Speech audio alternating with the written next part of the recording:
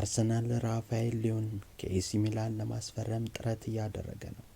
ራፋኤል ሊዮ በ2019 ከሊል ኤሲ ሚላን በ32 ፓውንድ የተቀላቀለ ሲሆን በ291 ጨዋታ ላይ ተሰልፎ ለኤሲ ሚላን 80 ጎል በማስቆጠር በ2022 የሴሪያውን ዋንጫ አንስቷል። አሁን ግን ራሱን በእንግሊዝ ለመፈተን ይፈልጋል። ሊዮ ተናገረ። በጣሊያን 2 ዋንጫዎችን አሳክቻለሁ። ብዙ ደስ የሚሉ ጊዜያቶች ነበሩኝ። አሁን ግን ከፍ ባለ ሊግ ራሴን መፈተን እፈልጋለሁ።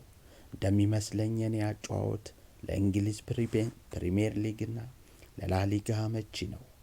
በዛ መጫወት እፈልጋለሁ። በኤሲ ሚላን ቤት የ2 ዓመት ኮንትራት ያለው ሊዮ አርሰናልና ማንቸስተር ፈላጊዎቹ ናቸው።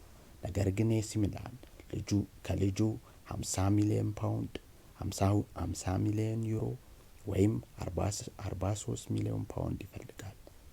የሊዮ ማረፊያ የት ይሆን? ፍካት ቲዩብን ሰብስክራይብ ያድርጉ።